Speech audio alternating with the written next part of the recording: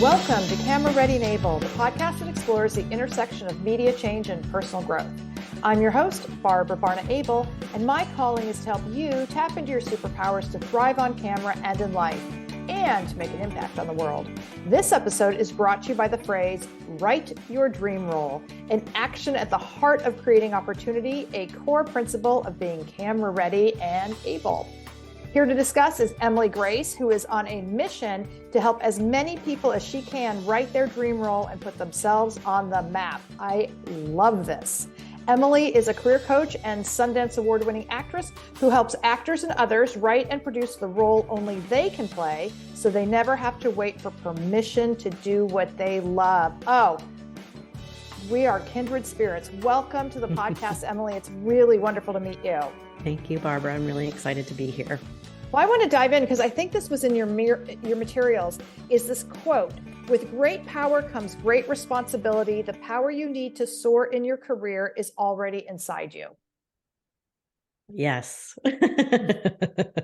Yes, power. And you mentioned the word superpower, which I think goes hand in hand, which is also a great tool when it comes to the writing. There is a quality about a superpower. And yes, I absolutely am of the mindset that whether you're an actor, a writer, a host, a journalist, a creator, whatever it is that you want to make for yourself, you have the power to create it. And when you invest in learning how to make that for yourself instead of hoping to get picked or waiting for permission, you'll be so much more fulfilled, and the things that you invest your time in will matter to you rather than sort of being stuck in the constant hustle and only getting to do what you love because someone else picked you.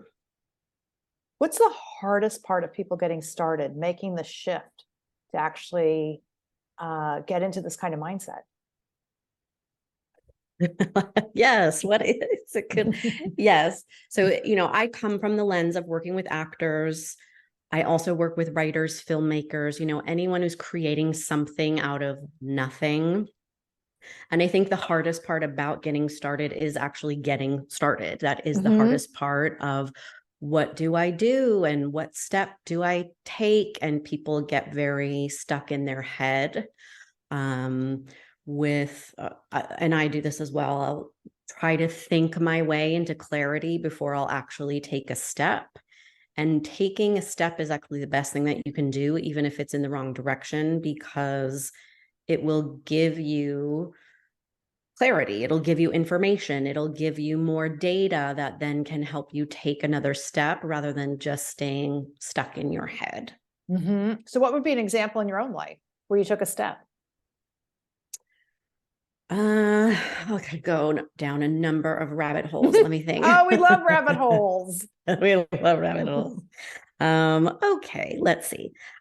Starting my business about 15 years ago, I want to say. I knew I wanted to start a business. Thank you. It's been a long road, as I'm sure you can relate. I knew I wanted to start a business. I had no idea what I was doing. And so for me, the first step was I took a class with someone who knew more than I knew, so I could learn some steps.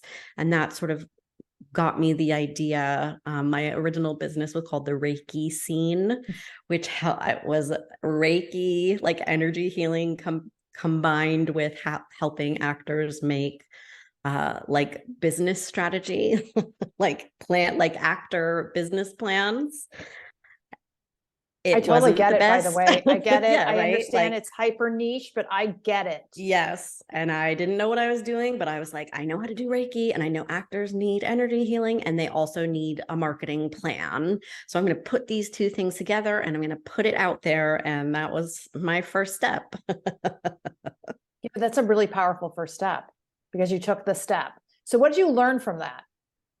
Because clearly your business is no longer called the Reiki Scene. Yeah. It's not called the Reiki Scene. Yes. I actually started making money. Like my first offer did actually start making money. So what I learned was how important coaching is. If you want to learn something new and you don't have the skill set or the expertise, you can hire someone or take a class or read a book to learn. I think that's a huge lesson for anyone who's learning a new skill. I also learned how amazing and awesome it is to create something out of nothing. Like, we have the power to create something out of nothing, which to me is like the coolest thing ever. You can have an idea in your mind, whatever it is. If you want to be a furniture maker, if you want to be a journalist or a host, like, you can, whatever that vision is in your mind of what you see yourself doing, you can make that happen. You can create something out of nothing. So once you've started making something, right?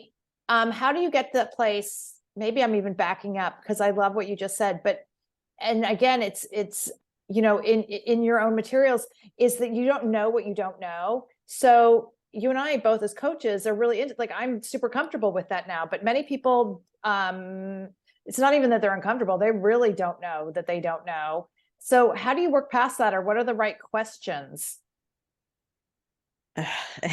this is sort of like the path of a business owner. Like, the service that I provide, I can only help the people who know that they need my help. And so it's helping someone get from having no idea that there's a problem to, I know there's a problem, but I'm not sure what the solution is, to, I know what the solution is, let me find the right person, and then them deciding that I'm the right person. That's sort of like the trajectory of my business. But helping someone know that they don't know what they don't know, I find that it's really difficult, right? It's really difficult because they have to have a goal. They have to want to do something and be attempting to do it. But yes, what I help people do at the moment, my business has evolved through many iterations, but the current thing that I do is I help people learn how to write screenplays and turn those screenplays into self-produced short films, which come like from that angle. A lot of my clients think they do know what they're doing, which almost makes them dangerous to themselves. Like, not in a physical danger, but if you think you know how to do something and you don't, it just puts you into such a long period of frustration and pain and struggle, because you think, and this was me, I thought I knew what I was doing. And so I didn't ask for help. I didn't learn how to write for many, many, many years because I already thought I knew it. And it was just the pain of starting, stopping, trying, failing, hating everything I was doing, until I finally realized, oh, I think there's something I don't know. And from there, I was able to get help. But like, yeah, Barbara, how do you help someone know what they don't know? Like, how would you approach this? I'll turn it back to you. Well, I was actually really thinking about this in preparation for our conversation, because, so not to punt, I think I would say one is kind of some basic questions just to ask yourself, like, do I know how the industry actually works? Do I know, just fill in the blank, and to start to kind of have a checklist of questions. And that's really helped me when you, and part of it has to then start to come to your point. There is kind of an arrogance, right? And so sometimes that arrogance is helpful because it moves us forward, but it also gets in the way of thinking, this is easy. And I'll be really honest, because I deal with this all the time. People coming from other fields and want to going on television, and a total disregard for television. And so I'm like, do you watch? And they'll be like, no, like, why would I watch TV? And I'm like, and it's like, wow, what other industry would you think about? I want to break into real estate, but I'm not going to study anything about the real estate market. And I'm going to think I'm going to be successful at it. I'm actually loving what you're saying in this conversation. And we can extrapolate beyond actors, because it is a total parallel thing for any kind of host or creator who, wants to put their idea out there. So if you're pitching for a show or an idea, and multiple people have talked about this on the podcast before, including like Brian Baltazar, who is a very successful executive producer and showrunner in the unscripted space, and other network executives, they said exactly what you just said. You have to create something that's like proof of concept. Yes. And so these are absolute parallels. And so, and on my side, and I would say this for actors, like, do you actually understand what's being bought and sold now? Do you understand how films are financed? Do you understand what the streaming platforms are looking for? Are you following the trades and all the chaos that's happening, with all the platforms right now? I mean, so are you aware of what's going on with the strike, and what the actual core issues are and how that's going to impact you?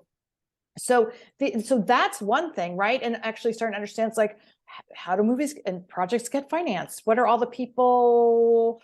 Who are all those people? When you look at credits, do you understand what those titles mean? If I'm going to move this forwards, who's the most important person I need to know?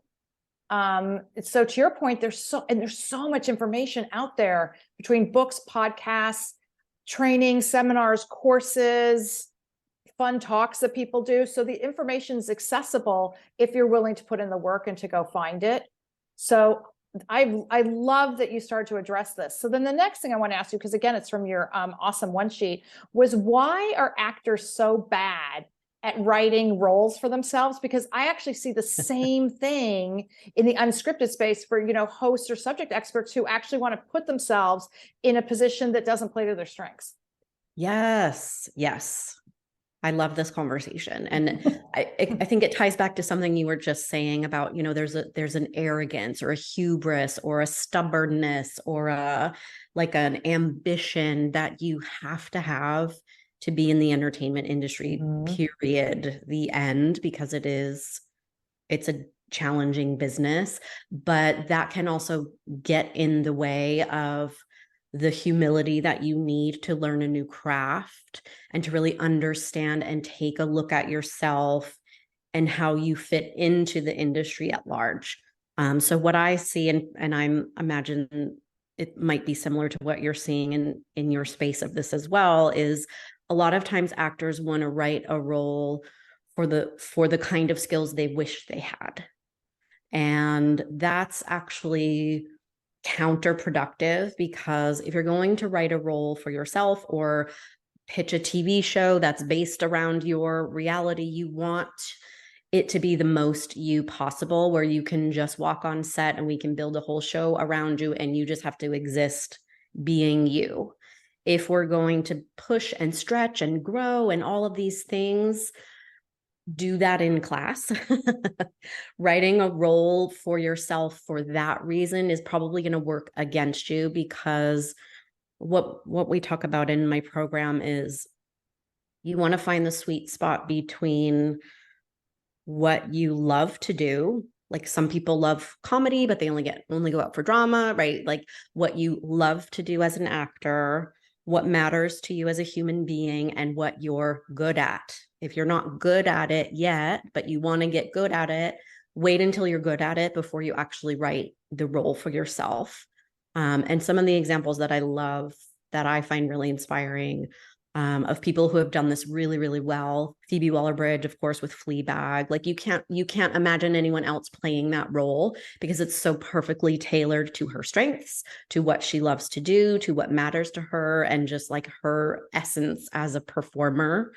Issa Rae in Insecure did an amazing job of what she's good at, what matters to her, the kind of on-screen representation she felt was lacking, the complexity of a Black lead that wasn't being seen. And so that was a driving force for her to create something that she felt was missing, that was also a great opportunity for her to really lean into her strengths. And then those people went on to have their, shows built around those characters that they created, because they found the sweet spot. Okay. Two fantastic examples. And to add to that, just as Mark, is in the case of, like, with Fleabag, and I can't really speak to Issa Rae's, how long her journey was, but I mean, Fleabag starts as something that, Phoebe Waller-Bridge is workshopping, performing, I'm assuming everywhere, before it even gets to the Edinburgh Fringe. I can't even say it, before it gets to Edinburgh at the Fringe Festival. And I'm so glad you brought this up, because again, this idea of how long a journey can start from the kernel of an idea and how we develop it. And this is relevant for everyone listening. Take a storytelling class and practice that. You can start, practicing and sharing your story at the Moth and other kinds of venues and wherever you are, and writing short versions of it and sharing it. There's so many ways to practice this and learn to tell it and hone it and go deeper into it and get better at it. And that while you continue to train and grow, et cetera, meaning as opposed to Phoebe didn't say, hey, I've got this idea and then wake up magically. I mean, it was a lot of work and many, many years. The other thing I want to go back to that you said that's really beautiful is to actually also focus on the fact that this is craft.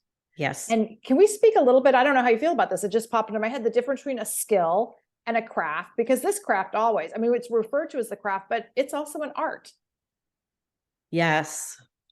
I don't know if I could give like an accurate definition of the difference between skill and craft, but the way I'm thinking about it is there are sets of tools that every writer uses. There's a process, there's 3-act story structure. There are tools that you can learn to understand writing structure and how to develop character and all of these things that need to go into a professional level screenplay.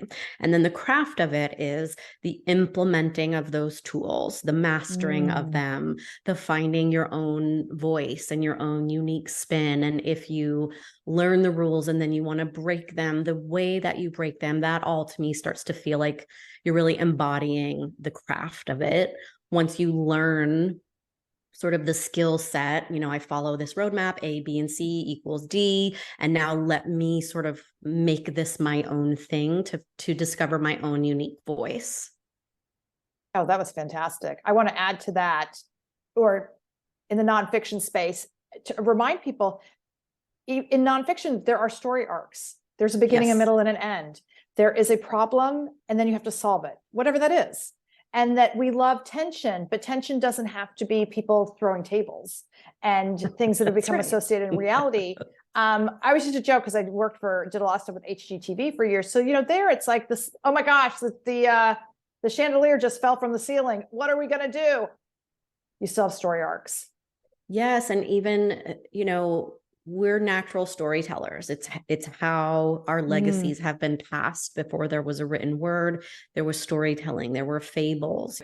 We are natural storytellers. It's in commercials. It's in a newscaster, right? We've got the feel-good story of they struggled and then this thing happened and now they're thriving. And there's a 3-act story structure kind of built into every kind of media, from podcast to music to film and TV to non-scripted. It's all playing with the same rules of story, whether it's a 3-act or a 5-act, if it's a TV show, for example. But I think we're all really natural storytellers. Even it's an unconscious competence that really, you can really tighten that up and make it work for you no matter what medium you're in, right? Commercials are telling a story. We just resonate with stories. That's how we connect. It's how we learn. It's how we have more empathy. It's why we buy the product. It's like it's everywhere in our lives, which I think is one of the reasons why it's such a powerful tool, especially if you really learn how to wield it for the message, whatever your message is that you want to spread, or the story is that you want to get out there in whatever format. So how did you come to this? To screenwriting? Yes. And realizing really your purpose and your core message. Why wait? Don't ask for permission. Go do. Yes. I came out that way. I've always been that way. But I have an acting background. I always knew I wanted to act. I always loved storytelling since I saw E.T. in the theater and saw this Gertie up there and was like, oh, you can do that. And it just was always exciting to me. So I studied acting at NYU and I just was very ambitious. Like, if people told me I couldn't do something, I'd be like, I'm going to show you, I came out that way. So I was very ambitious. I did a lot of hustling and I ended up landing. The first film I ever landed was a lead role in a film opposite a Tony Award winner, and we ended up going to Sundance, and we won an award at Sundance. And from there, we won all these awards all over the world. And so I was like, okay, like I've done it. The industry is going to come to me, and I can just wait, and I'm going to be the it girl. And I didn't have an agent at the time. I booked that film just off of my own hustle. And then I didn't know I was supposed to do more than that. I thought my work speaks for itself. And I was someone who I didn't really understand the business that I was in, because it was my first film. And I just thought, you look at the magazines and this is the it girl, and just things just seem like they just happen on their own. I had no idea what went on the back end from a business perspective, and I had no team or guidance. I just had my own ambition and my hustle. So that for me it was a really hard lesson at the time. It was very painful and frustrating. And like, I didn't understand what I didn't understand. It's a classic example. I didn't know what I didn't know. So there was nothing I could do to change what was happening, which was like a big splash and then kind of a fizzle into nothing. So that for me was what planted the seed of my business, because I kind of went on a mission to figure it out. And every time I would learn something new, I would call up all my actor friends and say, hey, did you know you could be doing this and you should be doing that? And I was always sharing my knowledge. So that was the beginning of the Reiki scene, as I mentioned earlier, and starting a business to help actors not go through what I had gone through. And, it's been a long journey to kind of end up here, but along the way, life didn't work out the way I thought in my mind. I went through some experiences that in going through them, I was like, this is going to make a great TV show. Like, I'm taking my notes. Like, this is, I need to write this. I need to write this. So then I went through my own journey of trying to write and failing and hating it, and finally finding a teacher just on my own, separate from my business. So I studied with a TV writer who was teaching this amazing class, and she taught me all of these tools that illuminated everything I had been missing about screenwriting. And from there, I loved it so much. I loved the script that I wrote. I couldn't help sharing all the tools I was learning with my clients. And so finally I was like, this is what I want to do. I don't want to talk about getting an agent anymore. I don't want to talk about how to get more auditions. Like, you can be creating your own stuff, and you should. So that's sort of a truncated version of how this happened. And since I've been doing this the last few years, I just love helping other people create something out of nothing, like seeing the light bulb moment where their idea finally clicks, seeing the amazing stories that people have to share, and really empowering them to have the confidence that they can actually do this, that their story does matter, that it will make a difference. And I'm always struggling with the balance between running my business and giving myself permission to stay on my own creative journey. And this year I'm really committed to finish. I have 3 scripts that I've been kind of on and off developing, and I'm really pushing myself to also make that as much of a priority as my business, which is just challenging, but I'm working on it, because I have a couple stories that I am really passionate about making as well.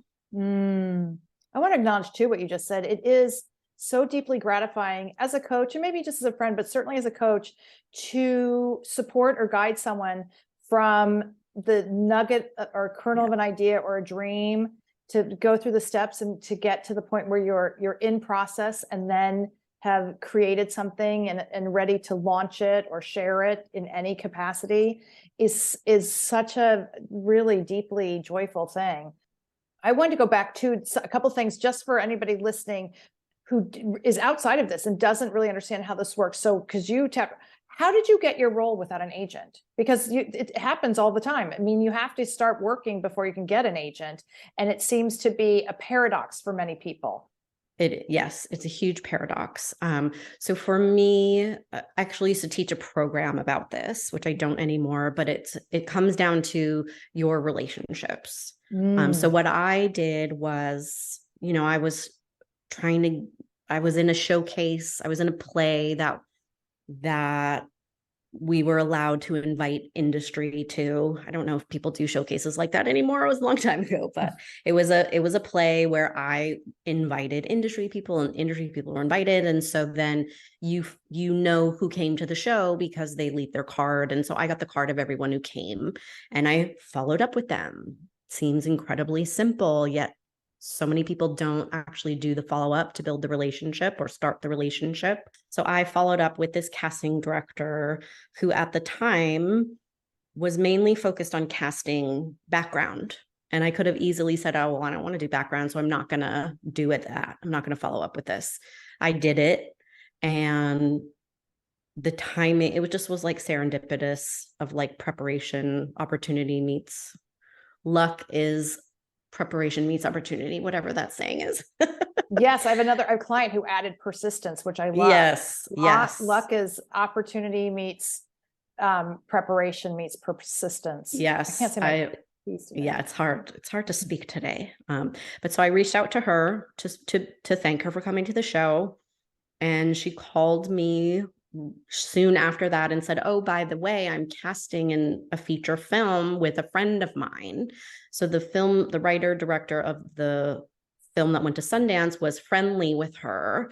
And so because they had a good relationship, invited her to cast the feature. So she called me in, having seen me at the show.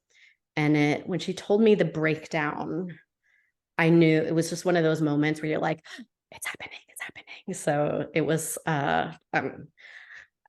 it's a little offensive, but also it worked out great. So she's like, well, she's a plain woman from New Hampshire. And I was like, I'm from New Hampshire. I can totally play plain, like easy. So she started telling me the breakdown. And so that's how I got the original audition. I put myself out there.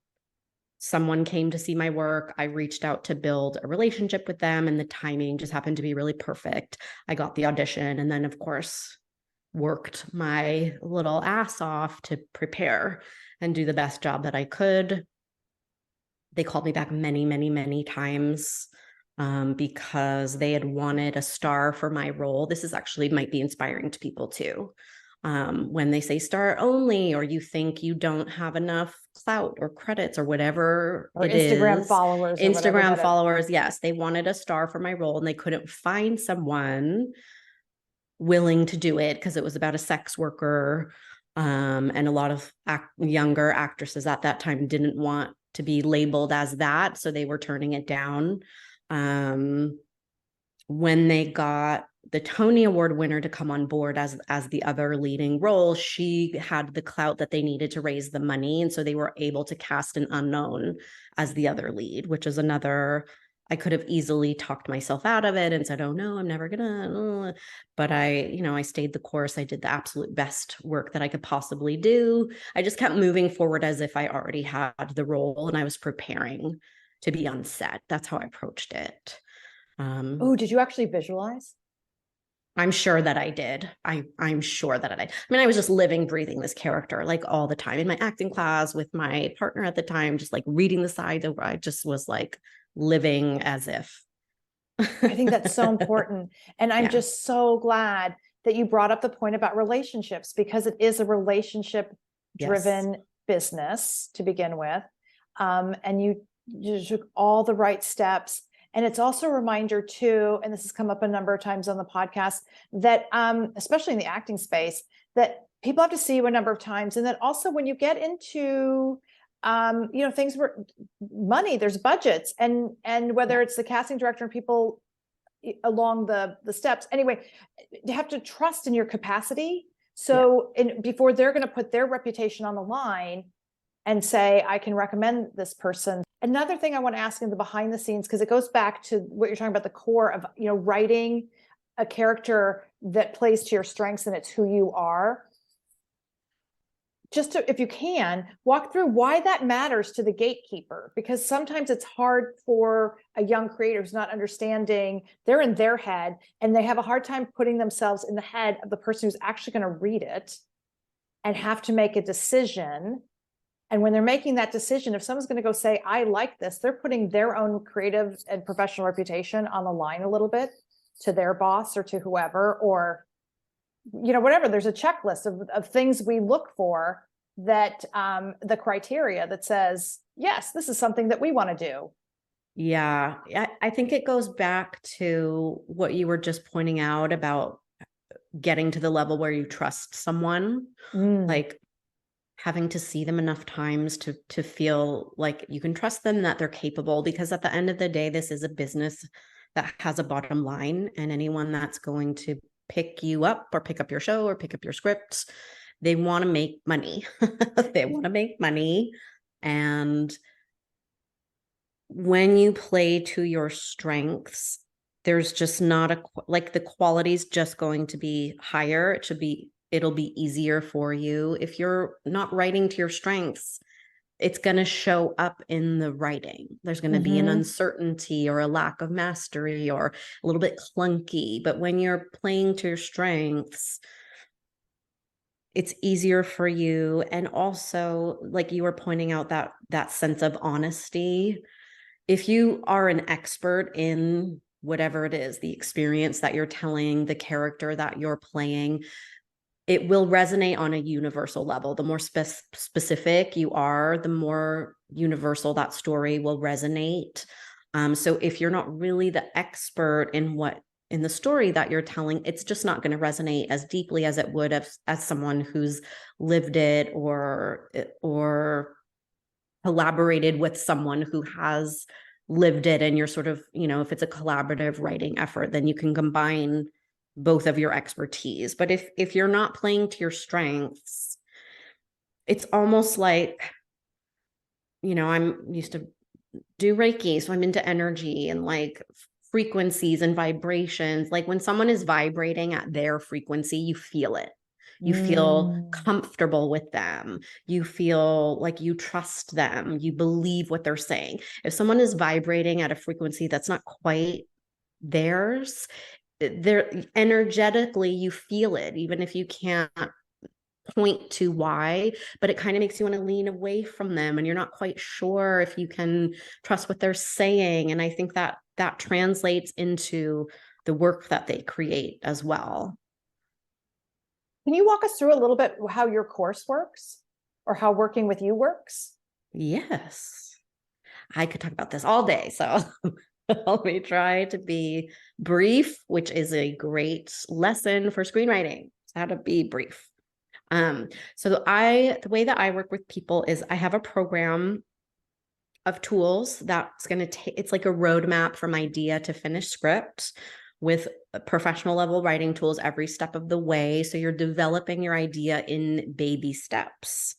We start with a really deep dive in your characters so that you are creating people that are complex and nuanced, that your audience is going to root for, and you're actually setting up that conflict from the beginning. So you're creating characters to clash with each other. From there, we're going to add more tools like scene structure, 3-act story structure, because I work with shorts.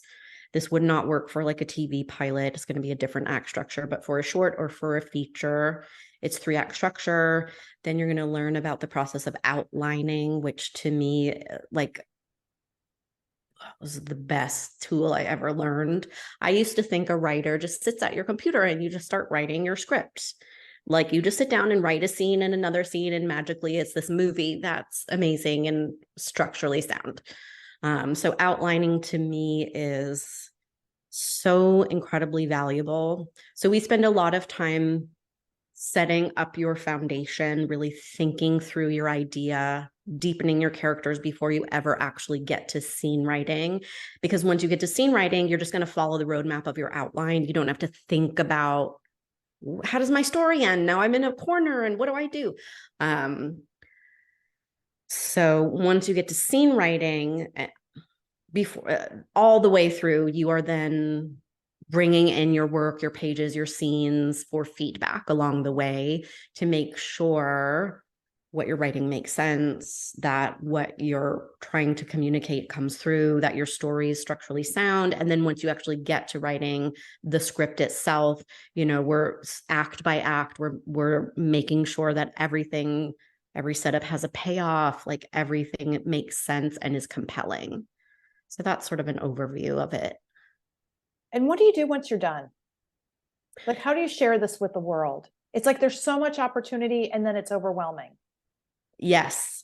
So part of my program includes what's called the self-production program, which is another roadmap for those who want to self-produce, which most people come to me because that's what they want. So that is another, and if you think about the entire mountain that you have to climb, you'll never get started, which is one of the reasons why I really enjoy helping break it down into those baby steps, which is the same thing that we do with self-production. We just go step by step.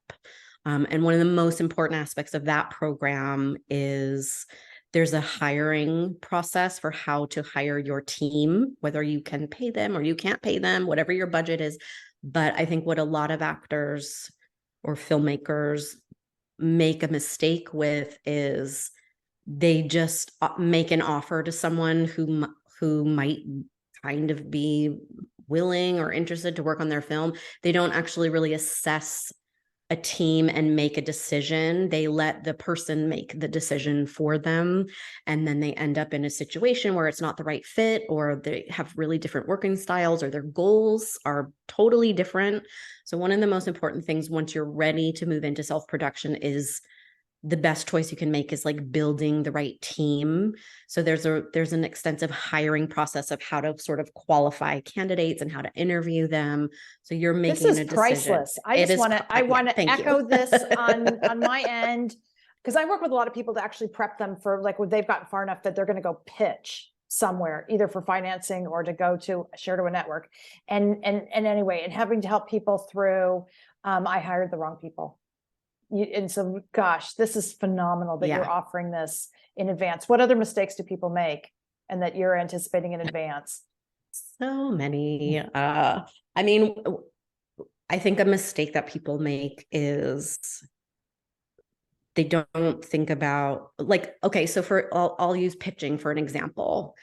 If you write a show and you haven't done any research about what network it would be good at, and then you're pitching sex and tits murder, graphic murder to like Fox, they're not going to buy it, right? It's network. You can't show that. Like, what are you doing?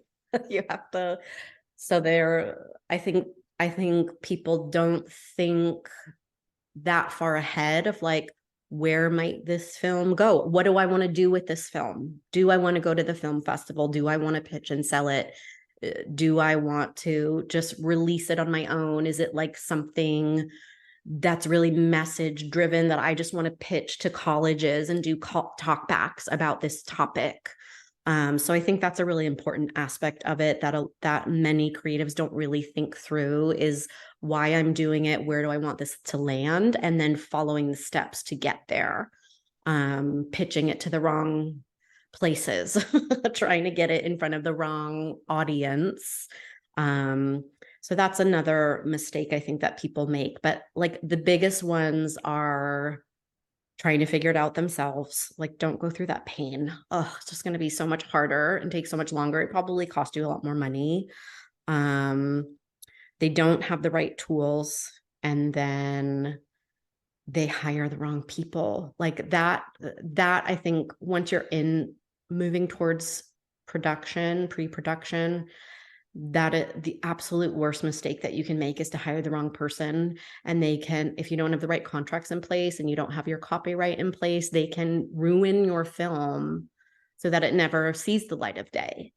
So that's something else that we talk about, is like copyrights and contracts, and really making sure that you own your own IP, because it's really, really, really valuable.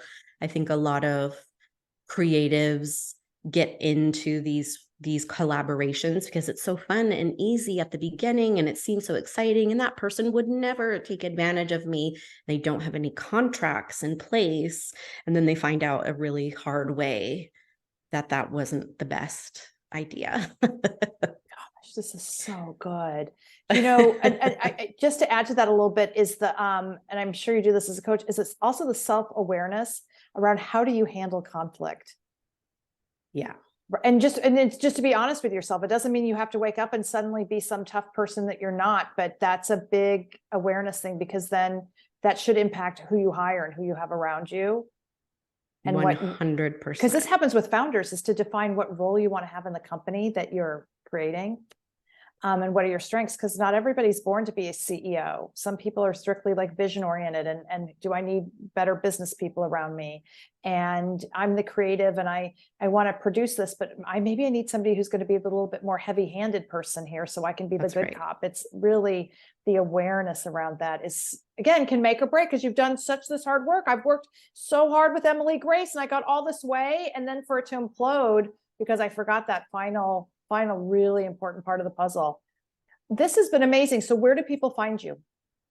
I have a free resource, which is like someone who wants to get started writing a script. It's called writeyourdreamrole.com. I'm on Instagram at the only Emily Grace. There are actually many other Emily Graces. I am the only Emily Grace. And then my website is pickfordwest.com. And is that where people can reach you if they want to work with you? Probably Instagram's probably the best way. Yeah, just DM me. I'm on there often. That's fantastic. And I'll put all this information in the show notes. Thank you so much for making time. This has been a pleasure. I love the direction that the conversation went. So thank you for having me, Barbara. I could talk to you all day. And I want to thank the audience for listening, because they know I could talk all day.